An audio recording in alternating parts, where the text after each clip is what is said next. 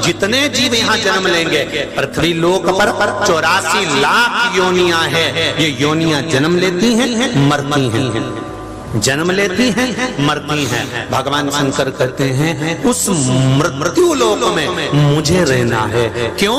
तो भगवान विष्णु ने पूछा आप अच्छी जगह छोड़कर ये मृत्यु लोक में क्यों रहना चाहते हो? शंकर भगवान बोले घर का जो बाप होता है, घर की जो माँ होती है, वो कमरे के अंदर नहीं सोती, हॉल में सोती है। क्यों?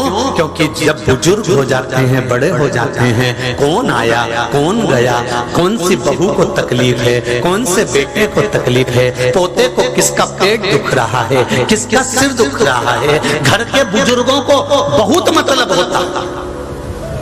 घर के बुजुर्गों को बहुत मतलब होता। मेरे पोते का क्या हुआ, पोता हॉस्पिटल में भर्ती, उसका क्या हो रहा है। तुम्हें कि कोई देवरानी जेठानी पूछे चाहे नहीं पूछे, पर घर का बुजुर्ग व्यक्ति जरूर पूछेगा उसका क्या हालचाल है, उसको क्या हो रहा है, ननन का क्या हालचाल है, नंदोई का क्या हुआ, उनका क्या हुआ, पड़ोसी को क्या हुआ, उसको बड़ी टेंशन रहती है। तो उसी तरह जैसे घर के बुजुर्ग को घर की चिंता होती है, मेरा देव अधिदेव महादेव है, वो देवों में भी देव महादेव है, देवताओं का भी पिता है वो, कईयों का दादा है वो। तो वो उसको सारे पृथ्वी की सारे लोग की चिंता है कि जलचर थलचर वायुचर इन जीवों का होगा क्या, क्या होगा। कितना सुंदर संवाद है, ध्यान देना। हाथी का पांव पकड़ लिया मगर ने, भागवत में सुनिए सबने। हाथी का पांव पकड़ लिया ग्रह ने, गज का पांव ग्रह ने पकड़ लिया, छोड़ता नहीं है, खींच कर ले जा रहा है पानी।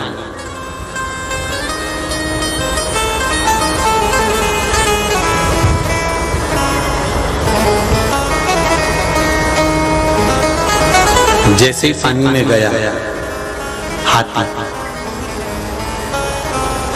पहुंचते से जल के अंदर गया और जाते से अभी तक हाथी ने अपना परिवार पुकारा था, अभी तक हाथी ने अपने रिश्तेदारों को पुकारा था, अभी तक हाथी ने सारे कुटुंब और कबीले वालों को बुलाया था, कोई नहीं आया। अब हाथी जल में जाते से ही भगवान को पुकारने लगा। जब भगवान को पुकारने लगा, भगवान आए मेरे चरण को बचाएं। भगवान जब जाने लगे, बैकुंठ से जब मेरे नारायण जा रहे थे, गरुण पर बैठ कर जा रहे थे, उसी समय कैलाश के पास में से मेरे भगवान जब निकले,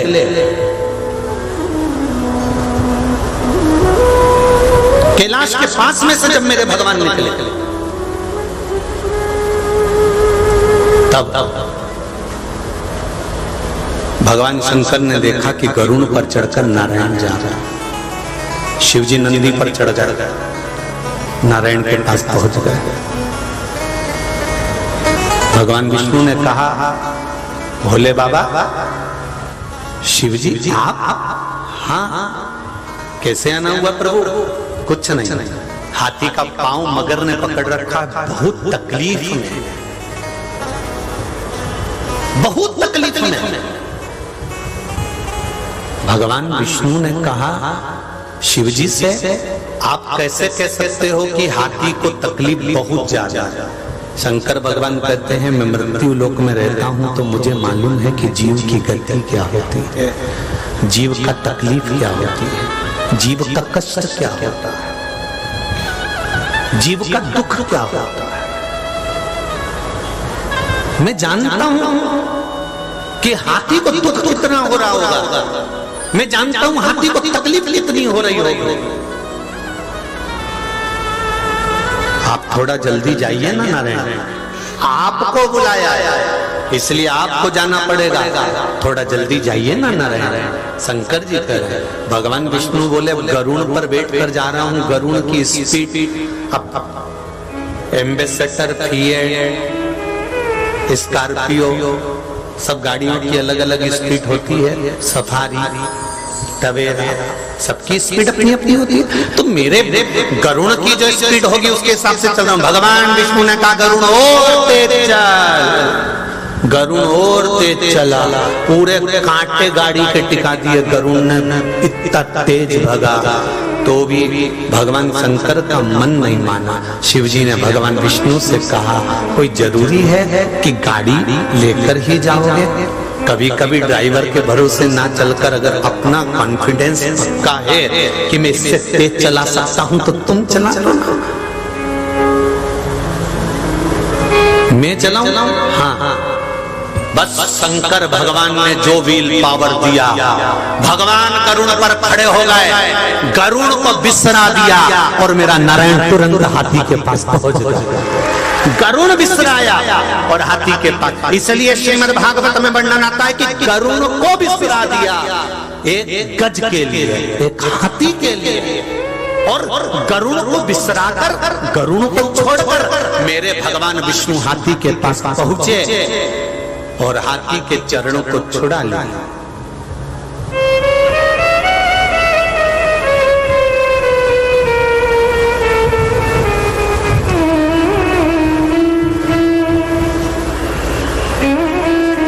हाथी का चरण छूट गए।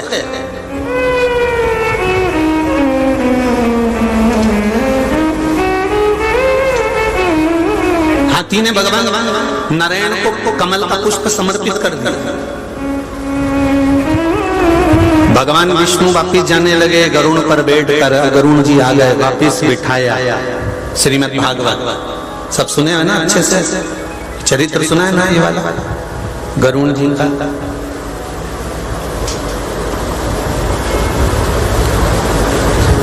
वापिस चल दिए भगवान विष्णु, फिर बीच में कैलाश पड़ गया। गरुड़ और भगवान विष्णु दोनों आपस में बात करते हुए जा रहे थे, तो गरुड़ जी ने कहा, प्रभु एक बात बताओ कि तुम मुझे छोड़कर हाथी का पांव छुड़ाने गए, किसके कहने पर गए? भगवान कहते हैं, शंकर जी ने कहा था उसको कष्ट ज्यादा हो रहा है इसलिए मैं दौड़ पड़ा।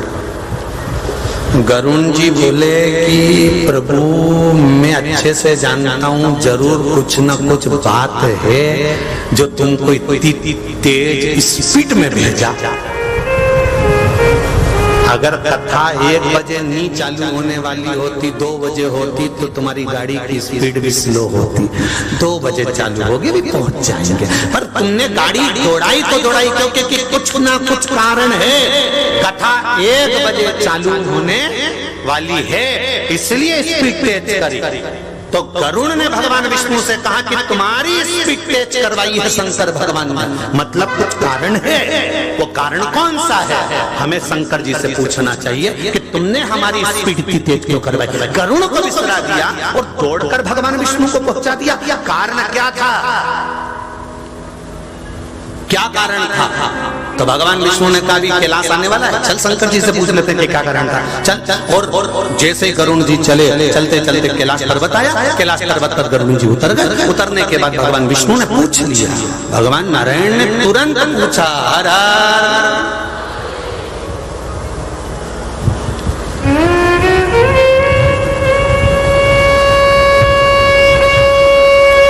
शिव जी मुस्कुरा रहे थे कि अब भी गए थे वापिस आ गए।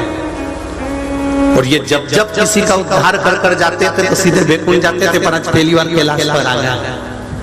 श्रीमद् भागवत का बड़ा सुंदर संवाद है गजेंद्र मोक्ष की कथा, आपने कई बार सुनी होगी। हो सकता है शिव महापुराण का थोड़ा सा अंश आपके जीवन में उतर जाए कि मेरे शंकर लीला क्या करते हैं। बस गजेंद्र मोक्ष की कथा से शिव की लीला का गुणगान करना है कि शंकर क्या करते हैं वो देखिए।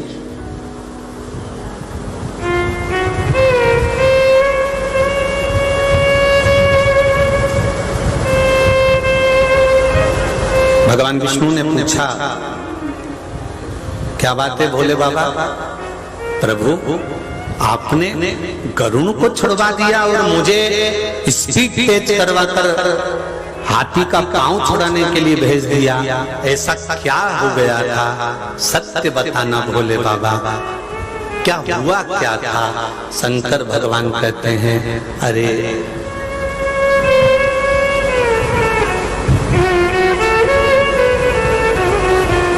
हाथी का पांव तो तुम धीरे धीरे जाकर भी छुड़वा लेते, चल जाते। तुम धीरे धीरे जाते, हाथी का पांव छूट जाता। मनन पर